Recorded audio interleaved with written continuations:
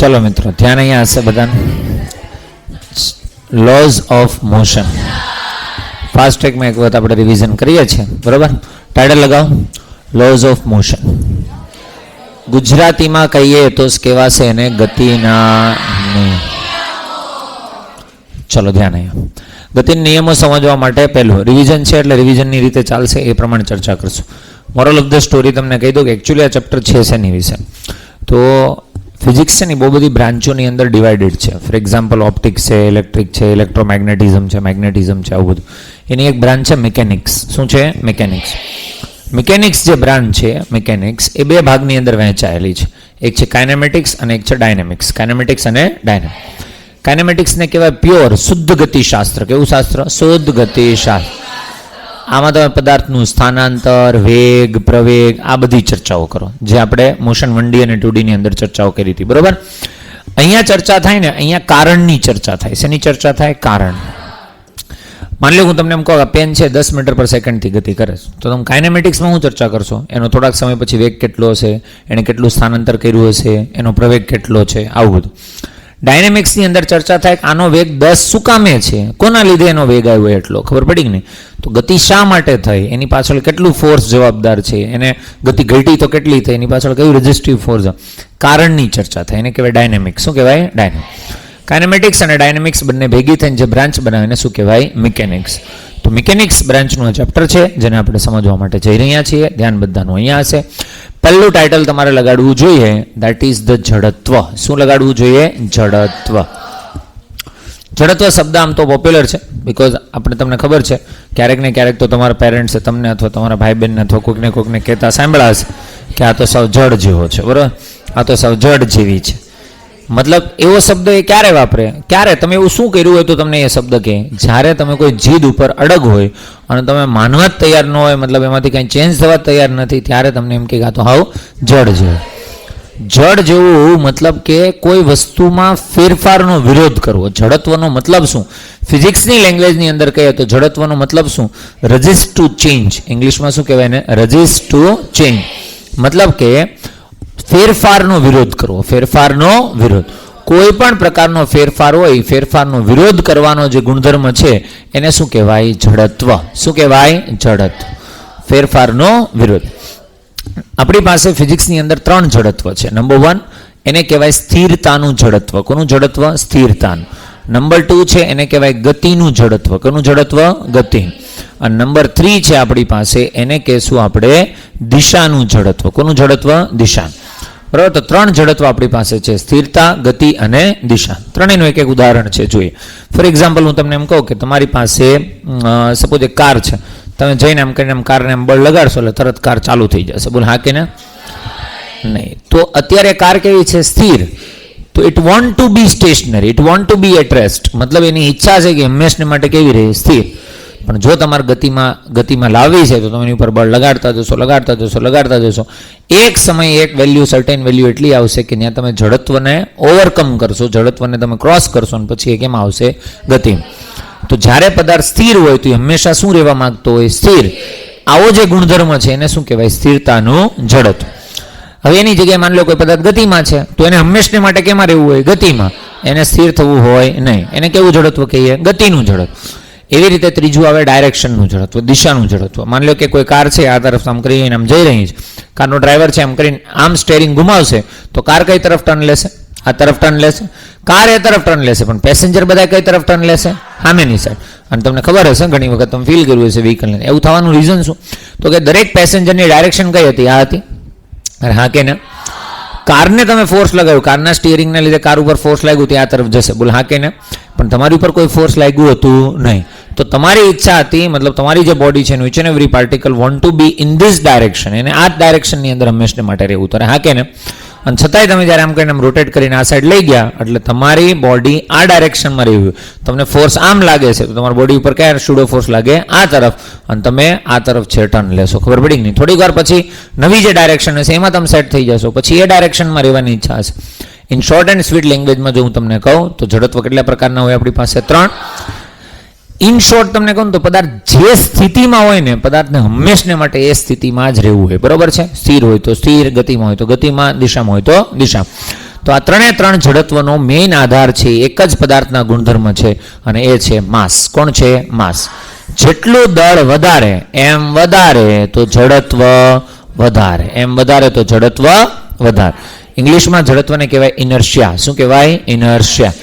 આની જેવું તમે રોટેશનની અંદર શીખી ગયા છો, તમને ખબર હશે મોમેન્ટ ઓફ ઇનર્શિયા, એને કહેતા જડત્વની ચાક માત્રા. આ શું છે? જડત્વ. જડત્વ માત્ર ને માત્ર કોના પર આધાર રાખે? એમ પર. જડત્વની ચાક માત્રા એમ અને એમનું વિતરણ. યાદ હશે રોટેશનની અંદર શીખવાડ્યું તમને, બરાબર? દ્રવ્યમાન કેવી રીતે આવેલું છે? અહીંયા આવેલું છે કે અહીંયા આવેલું છે, એમાં પણ એની ચાક માત્રા શું થઈ જાય? બદલાય. અહીંયા શેની ઉપર આધાર છે? માત્ર ને માત્ર દળ. હું તમને 3 એક્ઝામ્પલ આપું. માની લો કે એક સાયકલ છે, એક કાર છે અને એક ટ્રક છે. તમારે ત્રણે ધક્કો લગાવીને ગતિમાં લાવવા છે. તમે કોને ગતિમાં લાવી શકશો? સાયકલ. બિકોઝ એનું જડત્વ સૌથી ઓછું હશે. ત્રણે ગતિમાં છે તો તમે સૌથી પહેલા કોને સ્ટોપ કરી શકશો? સાયકલ. કારણ કે એનું દળ કેવું છે? ઓછું. ત્રણે સીધા ડાયરેક્શનમાં જાય, તમારે ડાયરેક્શન ચેન્જ કરવી, તમે કોને ડાયરેક્શન ઇઝીલી ચેન્જ કરી શકશો? સાયકલ. કારણ કે એનું જડત્વ કેવું છે? ઓછું. તો પહેલો ગુણધર્મ આપણે શીખ્યા જડત્વ. શું હતું? જડત્વ. ત્યાર પછી મિત્રો આપણે શીખવાનું છે ન્યૂટનના ગતિના 3 નિયમો. એટલે ટાઇટલ લગાવશું Newton's first law of motion. Newton's first law of motion. ન્યૂટનની ગતિનો પહેલો નિયમ. ઓકે, ગતિનો પહેલો નિયમ કોના દ્વારા? ન્યૂટન દ્વારા. ચલો સમજીએ. પહેલા તમને ખબર છે ન્યૂટનની ગતિનો પહેલો નિયમ તમને આપે શું? મતલબ તમને શું શીખવાડે છે? તો ન્યૂટનની ગતિનો પહેલો નિયમ છે ને બળની વ્યાખ્યા આપે. શું આપે? બળની વ્યાખ્યા. આપણા મગજની અંદર એવું હોય કે તમે લગાડ્યું એટલે બળ. એવું ના હોય. એ બળ ખરેખર તમારા માટે કશું કામનું છે નહીં. ફોર એક્ઝામ્પલ હું તમને કહું, અહીંયા સપાટી છે. શું છે? સપાટી. આ સપાટી ઉપર એક બ્લોક છે અને તમે એની ઉપર 2 ન્યૂટનનું બળ લગાડ્યું. કેટલું લગાડ્યું? 2. પણ પદાર્થ ગતિ કરતો નથી. તો ખરેખર આ બળ પદાર્થ માટે કશું કામનું છે? કારણ કે બળના લીધે કંઈ પણ પ્રકારના ચેન્જ થયો નહીં.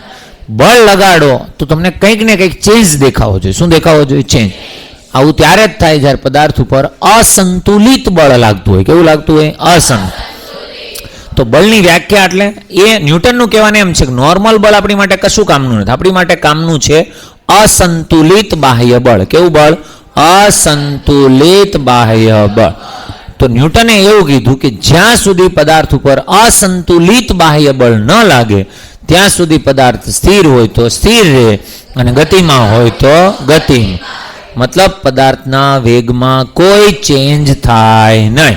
પદાર્થના વેગમાં કોઈ ચેન્જ થાય નહીં. ચેન્જ ના થાય એટલે વેલોસિટી ઇક્વલ્સ ટુ 0 હશે તો હંમેશા માટે કેટલી રહેશે? 0. વેલોસિટી બરાબર 5 મીટર પર સેકન્ડ હશે તો હંમેશા કેટલી રહેશે? 5. 3 મીટર પર સેકન્ડ હશે તો હંમેશા કેટલી રહેશે? 3. એટલે ફિઝિક્સમાં આને પણ સ્થિર સ્થિતિ કહેવાય અને આને પણ વન ટાઈપ ઓફ કેવી સ્થિતિ કહેવાય? સ્થિર. શું કામ? તો કે વેગ કેવો છે? અચળ. જ્યાં સુધી વેગ ના બદલાય ત્યાં સુધી એની ઉપર બળ લાગે છે એવું કહી શકાય નહીં. Now you should have question. તમને એવો પ્રશ્ન થયો છે સર 2 ન્યૂટન તો લગાડ્યું આપણે. માની લો કે અહીંયા સરફેસ હોય, આ સરફેસ ઉપર માની લો કે મેં આમ કરીને બ્લોક મૂક્યો છે, આનું એક થોડું ગમતું બળ લગાડ્યું તો ગતિ કરવા મળશે. તો તમને એવો પ્રશ્ન થયો સર બળ તો લગાડીએ છીએ આપણે, તમે અહીંયા 2 ન્યૂટનનું બળ લગાડ્યું અને બ્લોક ગતિ નથી કરતો, એનો મતલબ અહીંયા ફ્રિક્શન લાગતું હશે કેટલા ન્યૂટનનું? 2 ન્યૂટનનું. તો પદાર્થ ઉપર નેટ ફોર્સ અત્યારે કેટલું લાગે છે? 0. 2 આ સાઈડથી તો ઇક્વલ કેટલું થયું? 0. એટલે નેટ ફોર્સ હજુ બી કેટલું છે? 0. એટલે એવું નથી કે તમે જ્યારે કોઈ પદાર્થને બળ લગાડતા હોય તો જેવું બળ લગાડો એટલે પદાર્થ ગતિ કરવા જ મળે. જો પદાર્થ ઉપર અસંતુલિત બાહ્ય બળ લાગતું હોય, કેવું લાગતું હોય? અસંતુલિત બાહ્ય, તો જ એ પદાર્થની અંદર કંઈક ચેન્જીસ તમને જોવા મળશે. મતલબ કે એના વેગના મૂલ્યની અંદર કંઈક ફેરફાર થશે. તમને કોઈ એમ પૂછે કે ન્યૂટનની ગતિનો પહેલો નિયમ શું આપે છે, તો ન્યૂટનની ગતિનો પહેલો નિયમ આપે બળની વ્યાખ્યા. પહેલો નિયમ શું છે? તો નિયમ શું કહે છે? જ્યાં સુધી કોઈ પદાર્થ ઉપર અસંતુલિત બાહ્ય બળ ન લાગે ત્યાં સુધી પદાર્થ સ્થિર હોય તો સ્થિર અને ગતિમાં હોય તો ગતિ. આ બે ના બોલવું હોય, સ્થિર હોય તો સ્થિર ને ગતિમાં, તો એમ બોલી શકો ત્યાં સુધી એનો વેગ બદલાય નહીં. 0 હોય તો હંમેશને માટે 0, 5 હોય તો હંમેશને માટે 5. એટલે વેગનું મૂલ્ય બદલાય નહીં. મતલબ તમારે આની ઉપરથી શીખવું જોઈએ. આની ઉપરથી તમારે એ શીખવું જોઈએ કે જો v ના બદલાય, જો v અચળ, v અચળ એટલે તમારે બોલવું પડે v સદિશ. ના તો એની દિશા બદલાય, ના તો એનું મૂલ્ય બદલાય. જો v સદિશ અચળ તો એના ઉપર લાગતું પરિણામી બાહ્ય બળ, એને કહેવાય નેટ ફોર્સ, એ હંમેશને માટે કેટલું હશે? 0. ના ખબર પડી? ન્યૂટનની ગતિના પહેલા નિયમ ઉપરથી શું શીખવું જોઈએ આપણે? જો પદાર્થનો v સદિશ અચળ હોય, બોલતો એકવાર, જો પદાર્થનો v સદિશ અચળ હોય તો તો પદાર્થ પર લાગતું પરિણામી બાહ્ય બળ કેટલું છે એમ કહેવાય 0. ચલો ત્યાર પછી આપણે આવીએ છીએ Newton's second law of motion. Okay, Newton's second law of motion. તો સેકન્ડ નિયમની અંદર આવી જઈએ. Second law of motion clear. ન્યૂટનનો ગતિનો બીજો નિયમ છે શું આપે? એ આપે બળનું મૂલ્ય. શું આપે? બળનું મૂલ્ય. ચલો પણ સેકન્ડ નિયમને સમજવા માટે પહેલા આપણે એક નાની અમથી રાશિ શીખીશું. એને કહેવાય રેખીય વેગમાન. શું કહેવાય? રેખીય વેગમાન. આની અંદર જ આવશે એટલે આની અંદર જ તમે ટાઇટલ લગાવી શકો. રેખીય વેગમાન. મિત્રો રેખીય વેગમાન જે છે એને તમે સૂત્રની બધી કહાની ખબર છે. એને દર્શાવો છે ને વડે પી સદિશ વડે. પી સદિશ ઇક્વલ્સ ટુ શું થશે? એમ વી સદ. આ કયું વેગમાન છે? રેખીય વેગમાન. કોણે વેગમાન તમે શીખી ગયા છે ને વડે દર્શાવતા એલ સદ. પી સદિશ ઇક્વલ્સ ટુ શું છે? એમ વી સદ. હવે ધ્યાનથી જોજો વ્યવસ્થિત. આનો મતલબ એમ છે કે પી સદિશ એટલે કે રેખીય વેગમાન એ સદિશ રાશિ છે, અદિશ રાશિ છે. સદિશ કઈ દિશામાં એની દિશા હશે? વેગની. વેગ જે તરફ હશે એ તરફ વેગમાનની દિશા. અચ્છા, હું તમને આની ઉપર એમ કહું આનો એકમ શું થશે? ચલો તો મને કહેતો એકમ શું થશે આનો? તો એકમ થશે કિલોગ્રામ મીટર પર સેકન્ડ. પારિમાણિક સૂત્ર શું થશે? m1l1t-1. મેઇન જે તમારાની અંદર યાદ રાખવું જોઈએ, રેખીય વેગમાન છે એ શું દર્શાવે? તો પદાર્થની સ્ટ્રેન્થ દર્શાવે. શું દર્શાવે? પદાર્થની સ્ટ્રેન્થ. સ્ટ્રેન્થને આપણે ગુજરાતીમાં ભાષામાં કહીએ તો પદાર્થની તાકાત દર્શાવે. પદાર્થ કેટલો તાકાતવર છે ને એ તમને માત્ર ને માત્ર વેગમાનથી ખબર પડે. તમને બિલીવ નહીં થાય. તમને એક ઉદાહરણ આપો. માની લો હું તમને એમ કહું કે તમારી બાજુ બે પદાર્થ આવે છે, બેનો વેગ છે સપોઝ માની લો તમારી બાજુ 10 મીટર પર સેકન્ડના વેગથી એક પદાર્થ આવે છે. કેવો આવે છે? 10 મીટર પર સેકન્ડ. શું લાગે છે તમે આ પદાર્થને રોકી શકશો કે નહીં? હવે રીઝન શું છે? 10 મીટર પર સેકન્ડ એટલે વેગ કેવો છે? ઓછો. પણ હું તમને એમ કહું 10 મીટર પર સેકન્ડથી માની લો કે એક પથ્થર આવે છે નાનો, તો તમે રોકી લેવો. માની લો હું તમને એમ કહું કે ટ્રેન આવે છે 10 મીટર પર સેકન્ડથી, તો નહીં રોકીએ. તો ખાલી વેગથી તમને પદાર્થની તાકાત કેટલી છે એ ખબર પડે નહીં. એની સામે ટકરાવવું જોઈએ ના ટકરાવવું જોઈએ, એની ઉપર બળ લગાડવું જોઈએ ના લગાડવું આપણને ખબર પડે નહીં. બીજું ઉદાહરણ લો. માની લો 10 ગ્રામની વસ્તુ છે. કેવી વસ્તુ છે? એકદમ નાની છે પણ એનો વેગ છે 500 મીટર પર સેકન્ડને તમારી તરફ આવે છે. જેમ કે બુલેટ, ગનમાંથી ફાયર થતી જે બુલેટ હોય એ 500 મીટર પર સેકન્ડના વેગથી, તો એનો દળ કેવું છે? એકદમ ઓછું. પણ વેગ કેવો છે? ખૂબ જ વધારે. એટલે એની તાકાત કેવી છે? વધારે. એને તમે રોકી શકશો નહીં. તો the thing is that you really have to understand કે કોઈ પણ પદાર્થની રિયલમાં સ્ટ્રેન્થ કેટલી છે એ તમારે ચેક કરવી હોય તો તમે ખાલી દળથી ખબર પડે નહીં, ખાલી વેગથી પણ ખબર પડે નહીં. કોઈ પદાર્થ ખૂબ હેવી છે તો એનો કોઈ મતલબ એવો નથી કે ખૂબ તાકાતવર છે. કોઈ પદાર્થનું ખૂબ માસ નાનું છે તો બી એવું નથી કે ખૂબ તાકાતવર છે. ખબર પડી મારો કહેવાનો શું? કોઈ પણ પદાર્થને રોકવા અથવા ગતિમાં લાવવા માટે કેટલું બળ લગાડવું પડશે એ ખાલી દળ પર આધાર છે? નહીં. ખાલી વેગ પર આધાર છે? નહીં. એ કોના પર આધારિત છે? બે પર. એટલા માટે ન્યૂટને કીધું કે જો તમારે કોઈ પદાર્થ ઉપર લાગુ પડતું બળ જોવું હોય તો ખાલી બળનું મૂલ્ય m ઉપર કે v ઉપર આધારિત નથી. એટલે તમને અત્યારે એક વસ્તુ ખબર પડી ગઈ. કોઈ પણ પદાર્થની હું તમને કહું સ્ટ્રેન્થ કેટલી છે, તો સ્ટ્રેન્થ કોણ કહેશે તમને? રેખીય વેગમાન. હવે આપણે શીખવા જઈ રહ્યા છીએ Newton's second law of motion. ન્યૂટનના ગતિનો બીજો નિયમ એમ કે કોઈ પણ પદાર્થ પર લાગુ પડતું પરિણામી બાહ્ય બળ, બોલતો એકવાર, પરિણામી બાહ્ય બળ એ તેના વેગમાનના ફેરફારના, જેટલું બોલતો જાય એટલું લખું છું, વેગમાનના ફેરફારના સમય દર બરાબર હોય. કોના બરાબર હોય? સમય. આને ઇંગ્લિશમાં કહેવાય rate of change of momentum. બોલતો એકવાર, rate of change of momentum. કોઈ પણ પદાર્થ ઉપર લાગતું પરિણામી બાહ્ય બળ છે એ કેટલું હશે? તે પદાર્થના વેગમાનના ફેરફારના સમય દર બરાબર. આ થઈ ગયું નેટ ફોર્સ. શું થઈ ગયું? Net force. યાદ રાખજો આ છે ને સાર્વત્રિક સૂત્ર છે. એટલે પદાર્થ ઉપર લાગતું બાહ્ય બળ તમારે મેળવવું હોય, કોઈ સૂત્ર લાગે ન લાગે, આ હંમેશને માટે વેલિડ છે. F = dp/dt. બોલો એકવાર સૂત્ર શું થશે? F = dp/dt. તમને ક્યારે એમ કહે કે સરેરાશ બળ મેળવવું છે. કેવું બળ મેળવવું છે? સરેરાશ. તો તમને એમ કહે સરેરાશ બળ મેળવવું તો એને કહેવાય એવરેજ F. એવરેજ F નું સૂત્ર લખશું ΔP/ΔT. હવે બધે સદિશ નહીં કરું, તમારે સમજવાનું આ સદિશ રાશિ છે ને આ પણ સદિશ રાશિ. તમને હું એમ કહું કે બળની દિશા ક્યાં હશે? વેગમાનની દિશામાં નહીં, વેગમાનમાં થતા ફેરફારની દિશા. આ વસ્તુ તમને યાદ હોવી જોઈએ. તો તમે બળના કેટલા સૂત્ર શીખ્યા અત્યાર સુધીમાં? પહેલું એક જ સૂત્ર મેં તમને શીખવાડ્યું. કયું? dp/dt. એની ઉપર આપણે કરવાની છે PhD. ધ્યાન અહીંયા હશે બધાનું. તો આપણે હમણાં સૂત્ર શીખ્યા f ઇક્વલ્સ ટુ શું શીખ્યા? dp/dt. આ થઈ ગયું તમારું પહેલું સૂત્ર. બોલ હા કે ના? હવે તમે મૂકવા જઈ રહ્યા છો p ઇક્વલ્સ ટુ શું છે? mv. અને આની અંદર મૂકી દો એટલે શું આવશે તમારી પાસે? f ઇક્વલ્સ ટુ d/dt અને p ની જગ્યાએ મારે શું મૂકવાનું છે? m × v. તમે નાના હતા ત્યારે મેં તમને ગુણાકાર શીખવાડ્યો હતો. મતલબ વિકલનની અંદર ગુણાકાર આવે તો શું કરવાનું? યાદ આવે છે? ખાલી લખવાનું ધ્યાન આપો. અહીં ધ્યાન આપો તો પહેલા. તો હવે ખાલી પૂરું કરું ત્યાર પછી લખજો. d/dt ઇક્વલ્સ ટુ શું છે? m. કેટલી રાશિ છે? 2. 2 કેમાં છે? ગુણાકાર. એનું આપણે શું કરીએ છીએ? વિકલન. કોની સાપેક્ષે? સમયની હિસાબ. તો ગુણાકારનો વિકલનનો નિયમ એવો હતો તમારી પાસે, એકનું વિકલન બીજું અચળ, બીજાનું વિકલન પહેલું અચળ, પણ 2 વેરિયેબલ હોય તો. જો હું તમને પહેલી કન્ડિશન એમ કહું, સપોઝ માની લો પહેલી કન્ડિશન તમારી પાસે એવી છે, જો m અચળ હોય, જો m કેવા હોય? અચળ. મતલબ તમને એવો દાખલો આપેલો છે એમાં દળ આખા દાખલામાં ક્યાંય બદલાતું નથી. આપણા 90% દાખલા એવા હશે જેમાં દળ બદલાશે નહીં.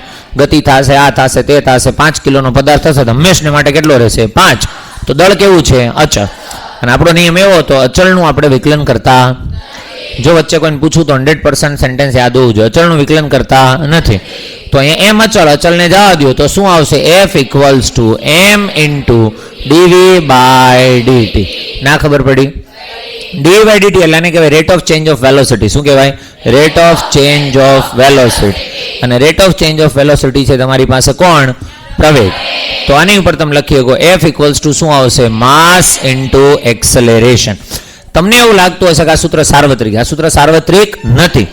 f બરાબર ma નું સૂત્ર તો અને તો જ તમે લાગુ પાડી શકો દાખલામાં કે જો m બરાબર કેવા હોય? અચળ. જો તમને કોઈ એવો દાખલો આપી દે જેમાં દળ બદલાય છે, દળ શું થાય છે? બદલાય, તો એમાં ચાલે નહીં. તમને એમ થાય સાહેબ દળ કેવી રીતના બદલાય? સપોઝ માની હું તમને એમ કહું, તમે કોઈ પાત્ર લઈને ઊભા છો, પાત્રની અંદર બહુ બધા પથ્થર છે અથવા માર્બલ્સ છે. માર્બલ્સ આવે ખબર ને? પેબલ્સ કહેવાય એને. ઓલી ગોળી તમે કાચની માની લો આવી બહુ બધી છે. અને હું તમને એમ કહું કે તમે દર કોઈ સર્ટેન ટાઈમે તમે એક આવી રીતે આમ કરીને મૂકતા જાઓ છો, ખબર પડે છે? કાઢતા. તો અહીંયા આ જે પાત્ર છે એનું દળ અચળ છે કે બદલાય છે?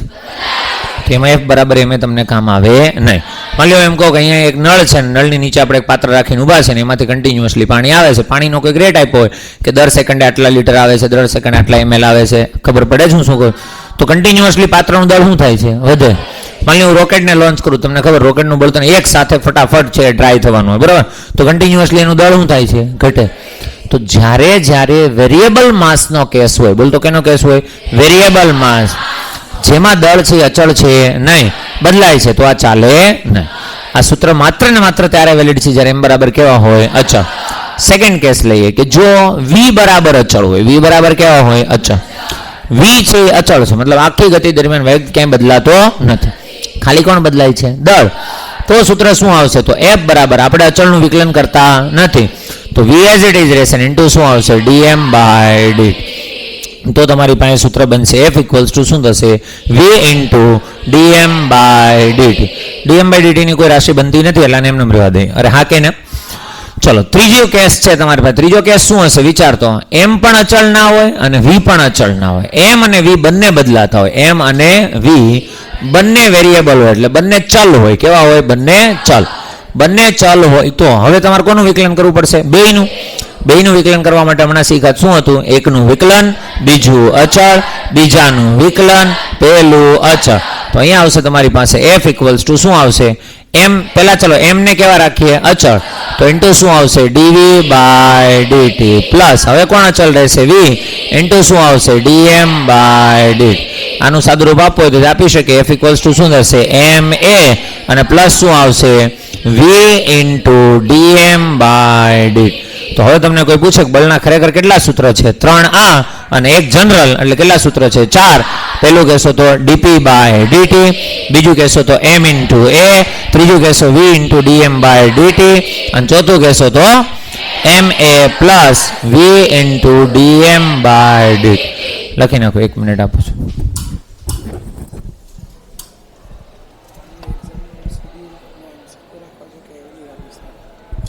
વિચાર છે ભાઈ ચોરી બહુ કરશે છો, કારણ કે તમે અહીંયા આપશો ને ચોરી જ થાય, નેટ ચોરી થાય. વિચાર છે MCQ રાખી પણ ઓપ્શન ન હતો. ચાલો ABCD કરતા તો અલગ છે ને.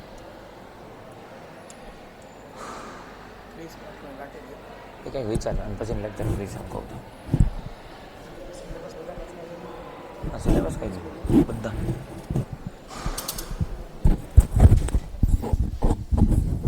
ચલો લખાઈ ગયો. તો બસ આટલું તો તમને આવડે જ. સરસ. તો આપણે મિત્રો કેટલા સૂત્રો શીખ્યા? 4.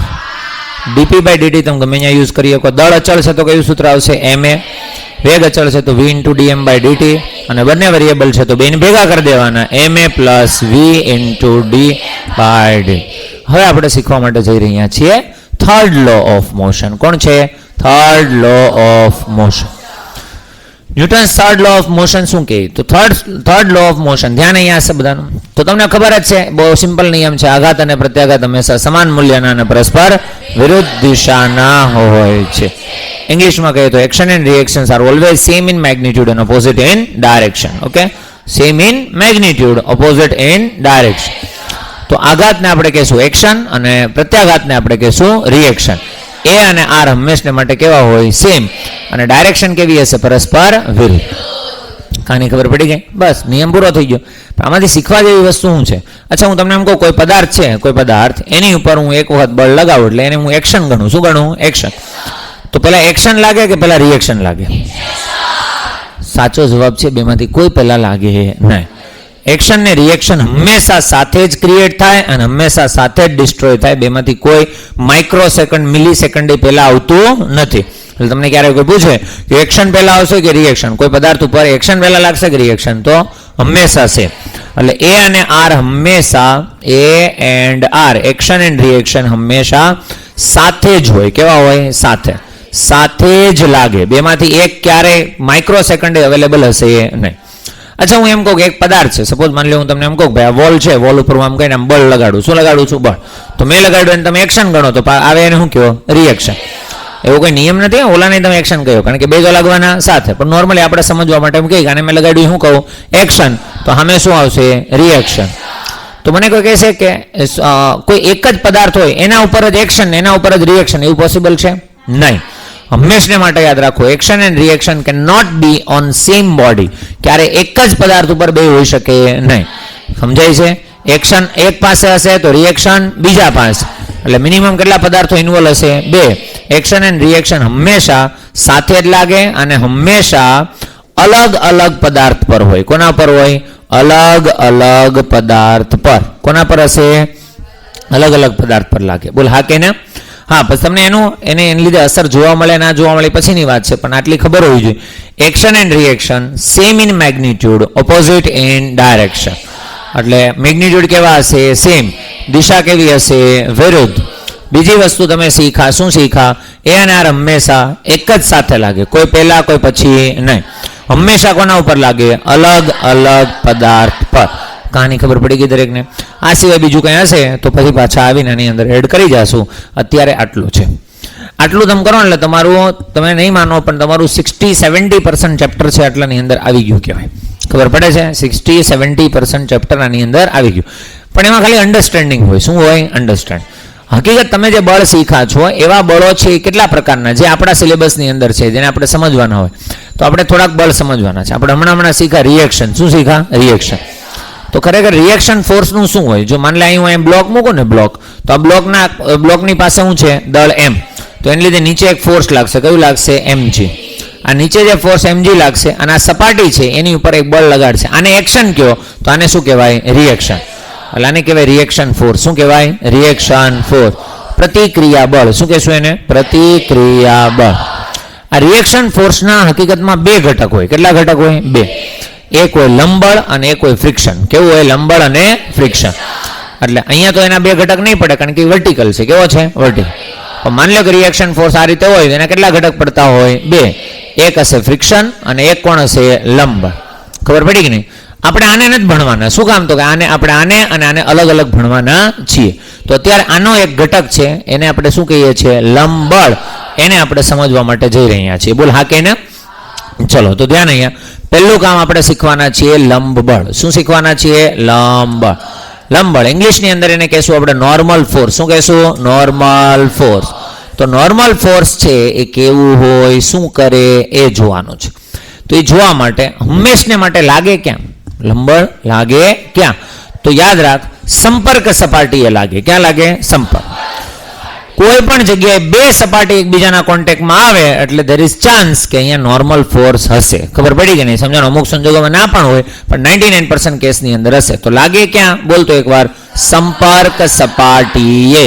ક્યાં લાગે? સંપર્ક સપાટીએ. બરોબર? પહેલી કહાની ખબર પડી ગઈ? ચલ જોઈએ, સમજીએ. માની લો હું એમ કહું આ સપાટી છે, અહીંયા એક બ્લોક છે, આનું દળ m હશે, નીચે કેટલું લાગતું હશે? mg. આ સપાટી એની ઉપર બળ લગાડશે, એને શું કહેશું? n. આને પણ લંબળ જ કહેવાય. ખબર પડે હું શું કહું છું? આને એક્શન ગણો તો આ રિએક્શન છે, આને એક્શન ગણો તો આ રિએક્શન. ના ખબર પડી? તો n = mg હોય. એ તો પછી આપણે FBD બનાવશું ત્યારે જોઈશું. સંપર્ક સપાટીએ લાગે. ક્યાં લાગે? સંપર્ક. બીજું જે સૌથી ઇમ્પોર્ટન્ટ વસ્તુ તમારે યાદ રાખવાની છે કે લંબળ જે છે એ પુશિંગ ફોર્સ છે. કેવું ફોર્સ છે? પુશિંગ. લખી દઉં છું, લંબળ છે એનો ગુણધર્મ કેવો છે? Pushing force. આ હું પૂછીશ ગમે ત્યારે, યાદ રાખવાનું. કેવું ફોર્સ છે? પુશિંગ. એની દિશા હંમેશને માટે એવી હશે કે એ બોડીને, પદાર્થને કમ્પ્રેસ કરે. શું કરે? કમ્પ્રેસ. કમ્પ્રેસ મતલબ એને પ્રેસ કરે, એને દબાવે. ખબર પડી કે ન પડી? સમજો? ક્યારે એને ખેંચી શકે નહીં. લંબળ ક્યારે પદાર્થને ખેંચી શકે નહીં. હંમેશને માટે પદાર્થને શું કરે? પુશ કરે. અહીંયા આ છે mg, તો એ હંમેશા શું કરશે? આ સપાટીને પ્રેસ કરશે. આ સપાટી એની ઉપર n લગાડે છે, સપાટી આને હંમેશને માટે શું કરશે? પ્રેસ કરશે. ના ખબર પડી? તો હંમેશને માટે પુશિંગ ફોર્સ હોય. કેવું ફોર્સ હોય? પુશિંગ. બરોબર? ચલો, તો હવે આપણે આને સમજવાનું છે, જોવાનું છે, અને સમજવા માટે આને આગળના આપણા જેટલા નિયમો શીખા છે એ બધું ધ્યાનમાં રાખીને આપણે કહાનીની એટલે કે દાખલાની શરૂઆત છે એ કરીએ. લંબળ પછી બીજું બળ આવશે, તણાવ બળ. એની ચર્ચા ત્યારે કરશું. અત્યારે આપણે લંબળ ઉપર ડિપેન્ડેન્ટ થોડાક દાખલાઓ છે એ જોઈએ. તો માની લો આ સપાટી છે. શું છે? સપાટી. કહાની હવે શરૂ થાય. અત્યાર સુધી આપણે પ્રસ્તાવના હતી એવું સમજો ને તો ચાલ. માની લો કે અહીંયા તમારી પાસે એક સપાટી છે, થોડીક સારી સપાટી લઈએ. પહેલી જ સપાટી આવે છે આપણી પાસે, બરોબર છે? તો માની લો કે તમારી પાસે છે આ ટાઈપની એક સપાટી. શું છે? સપાટી. બરોબર છે? ચલો, તો ધ્યાન અહીંયા હશે. આ સપાટી ઉપર માની લો હું તમને એમ કહું કે તમારી પાસે આ રીતનો બ્લોક છે. શું છે? બ્લોક. એક બ્લોક અહીંયા છે આવી રીતના, અને સપોઝ માની લો એક બ્લોક અહીંયા છે. નાના નાના બે બ્લોક છે. આનો દળ છે 5 kg. કેટલું છે? 5. આનો દળ છે 3 kg. કેટલું છે? 3 kg. આને હું અહીંયાથી એમ કરીને આમ બળ લગાડું. શું લગાડું છું? બળ. અચ્છા, પેલા મને એમ કે આ જે બળ લગાડ્યું એ બળનું કામ, આ બ્લોકનું નામ માન લે A છે અને આ બ્લોકનું નામ માન લે B છે. આ બળનું કામ શું છે? A ને ચલાવવું, B ને ચલાવવું કે બંનેને ચલાવવું? વેરી ગુડ, બટ ખોટો જવાબ. ખાલી એને ચલાવવાનું કામ કોનું છે? A ને. A ની ડ્યુટી બને છે કે કોને ચલાવશે? B ને. આ બળનું કામ છે ને.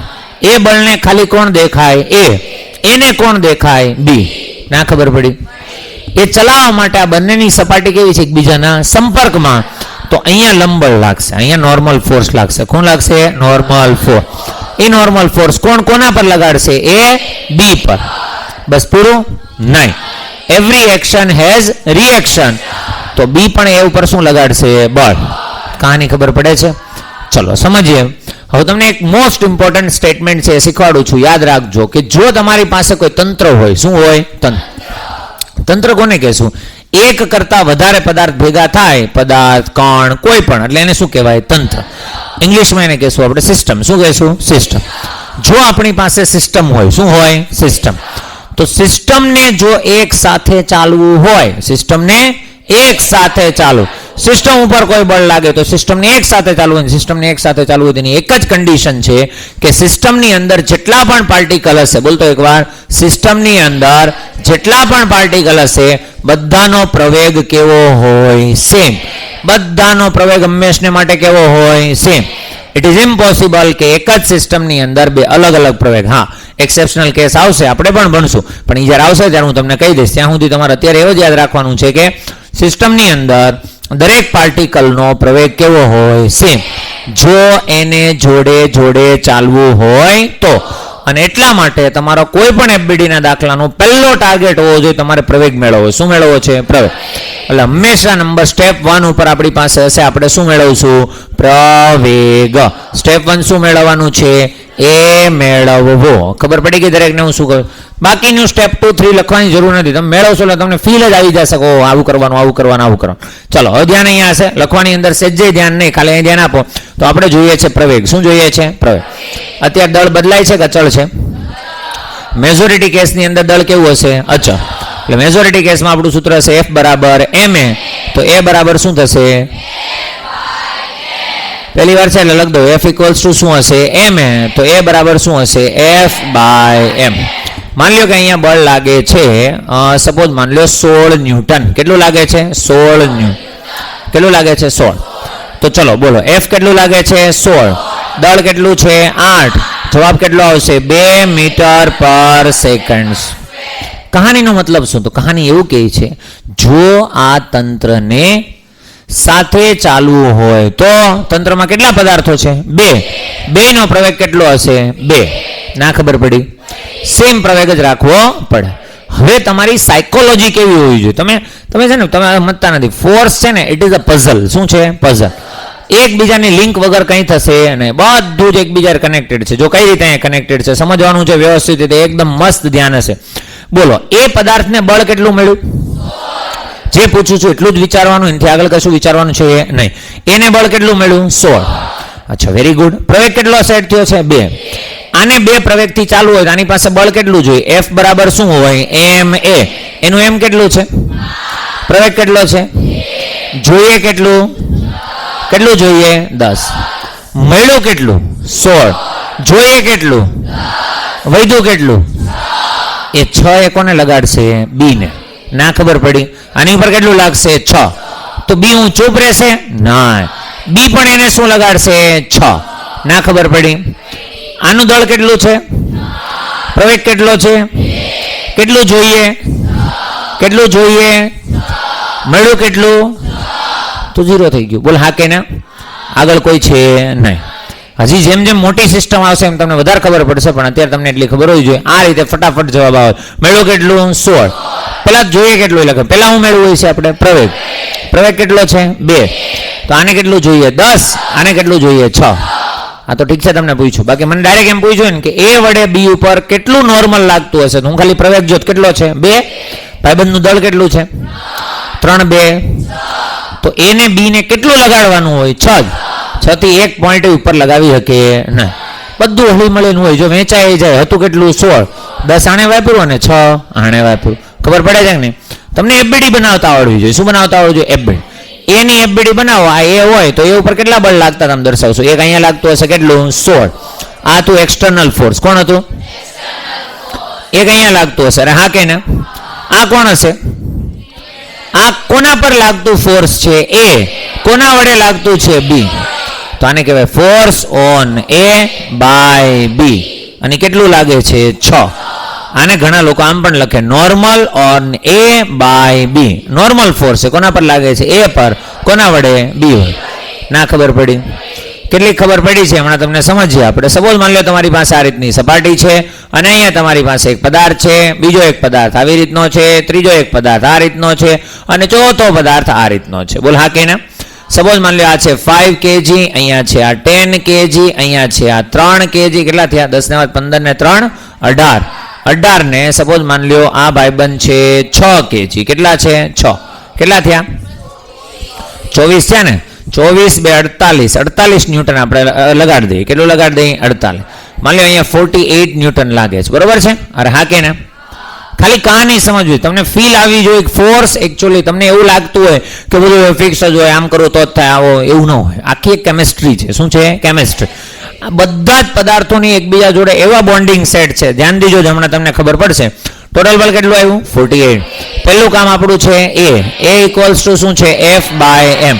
F કેટલું છે? 48. અને બળ કેટલું, સોરી દળ કેટલું છે?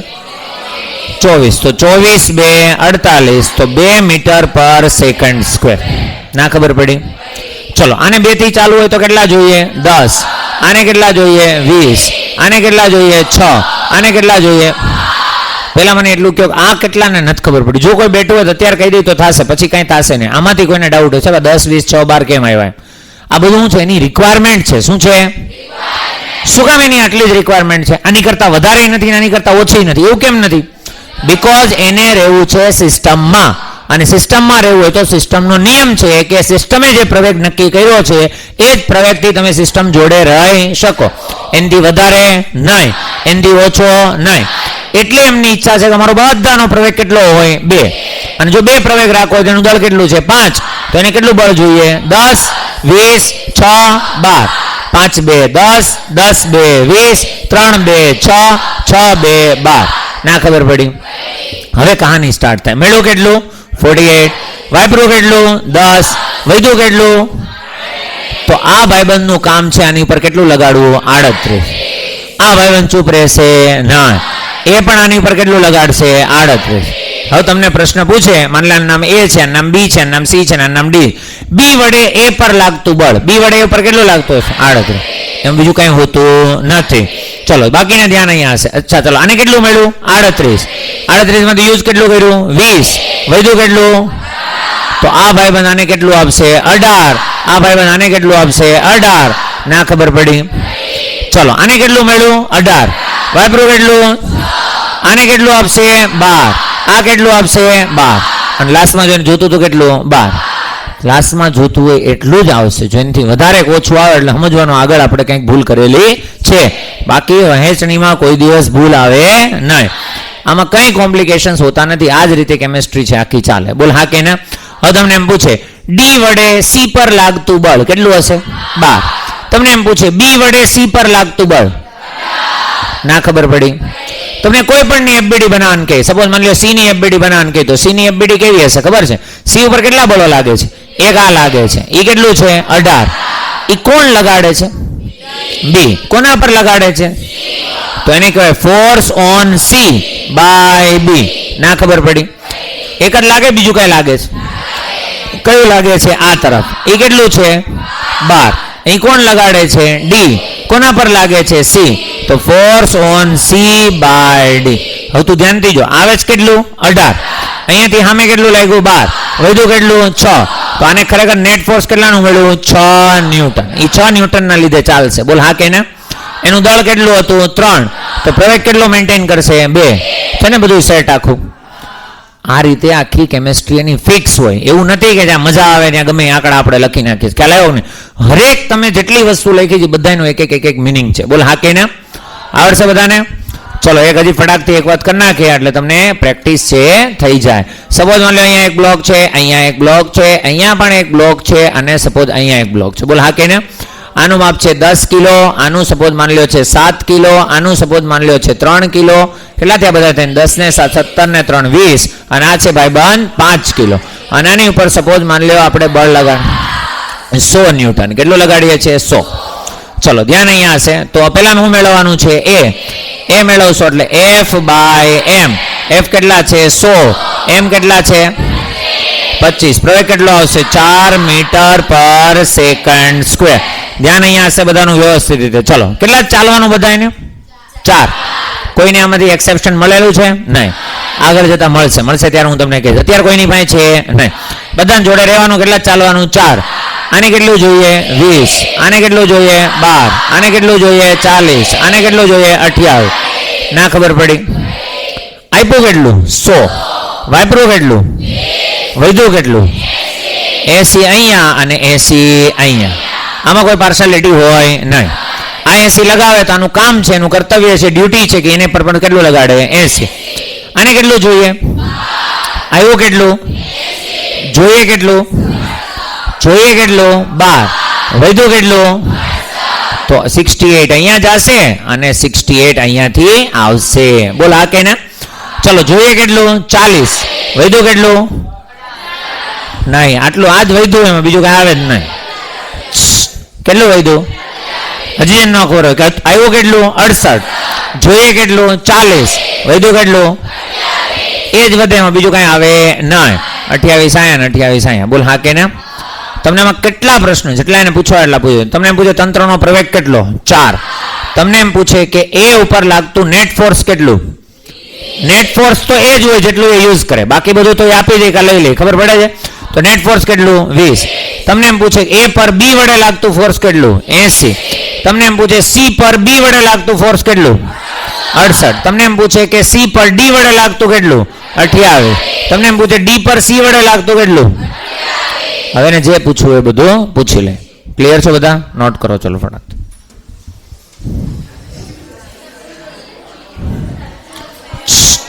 પહેલા લખો લંબળ. હા હવે આતે પ્રેક્ટિસ કરી લેજો ને. હા જી બસ હવે તમે આ બધું લખશો તો ન મેળવે. કેટલા વાગે લેક્ચર પૂરો થાય? સારું ચલો તો પછી નિરાતે લખવાનું ને બધું. હા ચલો નો થાય પૂરું નો હાલ. આગળ વધો ચલો. જેવું તમે લંબ બળ શીખા. શું શીખા? લંબ.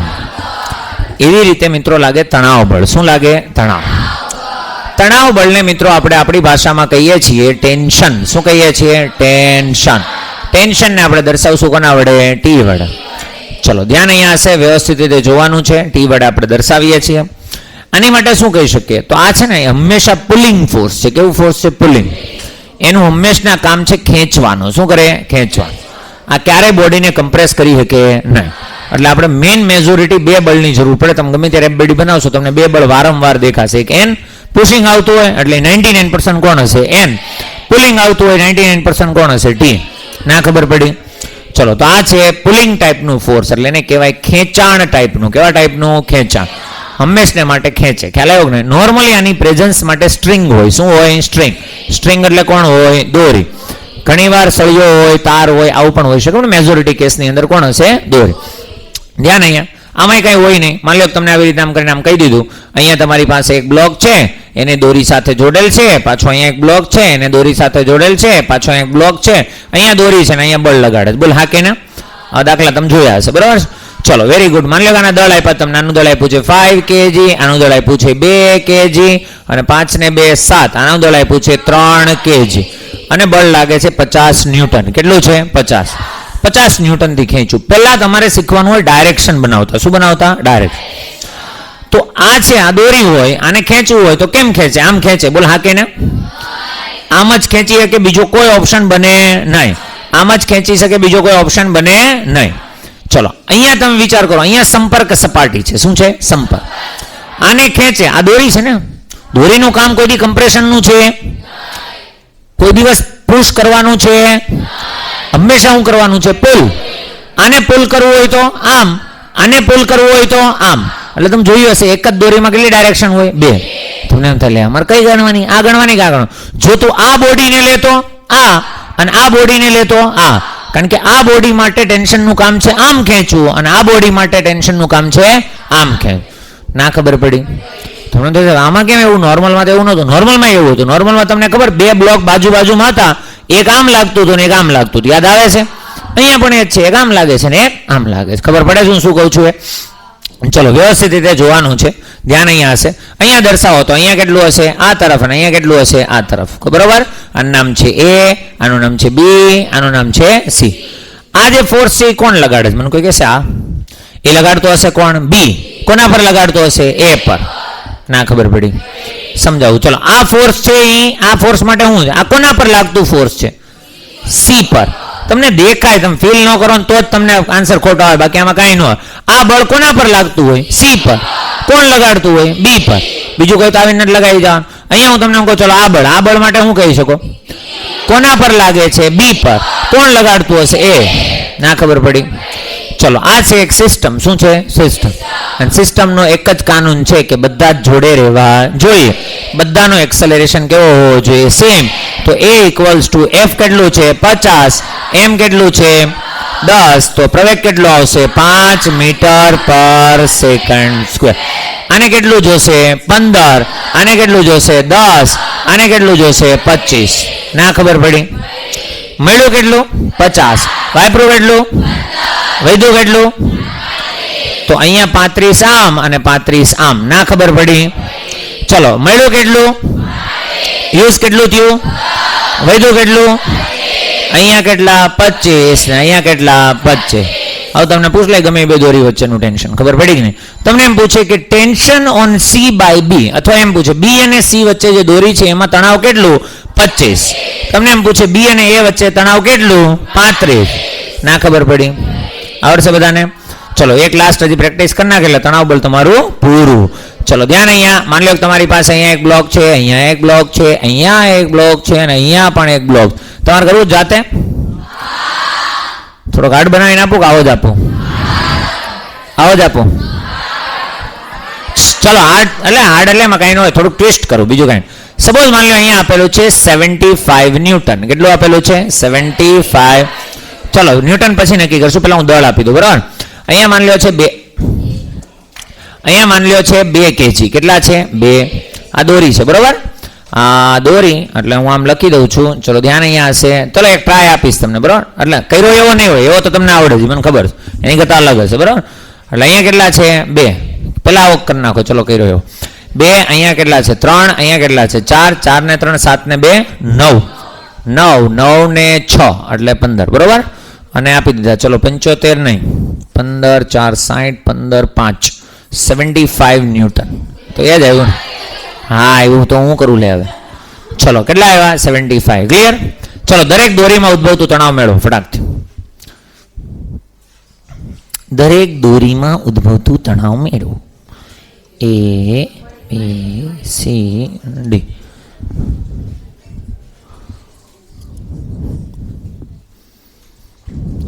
ચાલો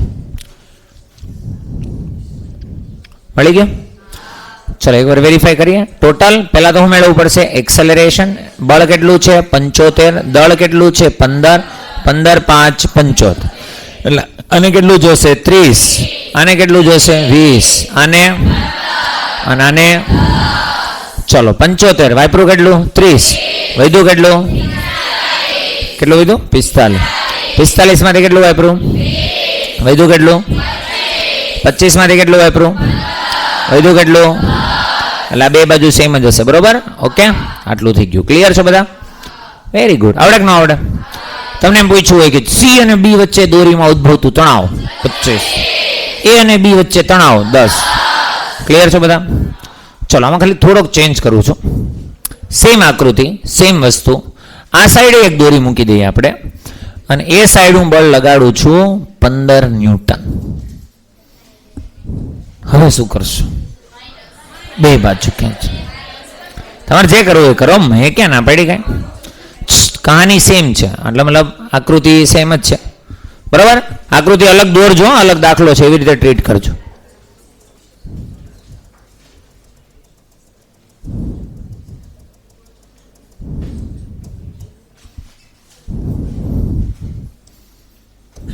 આ છે રકમ.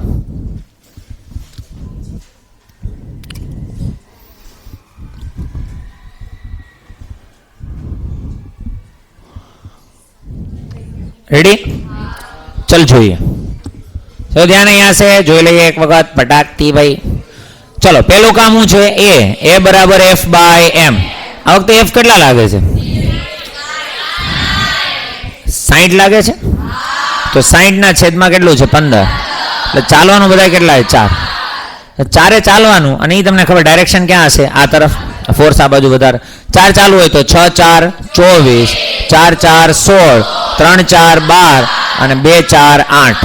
ના ખબર પડી? તો કહાની આ જ રીતે શરૂ થાય. મેળ્યું કેટલું? 75. વાપરું કેટલું? 24. વધ્યું કેટલું? હા વધ્યું કેટલું? બોલે 75 માંથી 24 કેટલું યુઝ થશે? વધશે કેટલું? 51. તો 51. ચલો 51 માંથી યુઝ કેટલું થાય? 16. 16 માંથી કેટલું વધશે? કેટલું વધશે? અરે યાર એક બાદ બાકીમાં આવું કરો છો. હા સારું હાલો. 34. 34 માંથી યુઝ કેટલું થશે? 12. કેટલું વધશે? 22. તો અહીંયા કેટલું આવશે? 22. હવે જો આની એફબીડીમાં કેવું થાય ખબર? 22 અહીંયા ને 15 અહીંયા વધશે કેટલું? તમે ભૂલ કરી કંઈક 8 નો વધે ને 15 ને 7 નો. તમે યાર બાદ બાકી હરખી નથી કરતા, ટીપ્પા મળવાનો છું હવે. 75 માંથી 24 યુઝ છું, કેટલું વધ્યું? અહીંયા કેટલા આવશે? 51. 51 માંથી 16. હા તો અહીંયા કેટલા આવશે? 35. ઓકે 35 માંથી 12 કેટલા? 23. હવે 23 અહીંયા ને 15 અહીંયા, કેટલું વધશે? 8. ના ખબર પડી, પણ એક આવ્યું તો બધા મૂલ્ય કેવા થઈ ગયા? બદલાઈ ગયા ને? આવડશે બધાને? સરસ. તો નોટ કરી લ્યો. આજ માટે આટલું જ. કાલે ફરી મળીશું.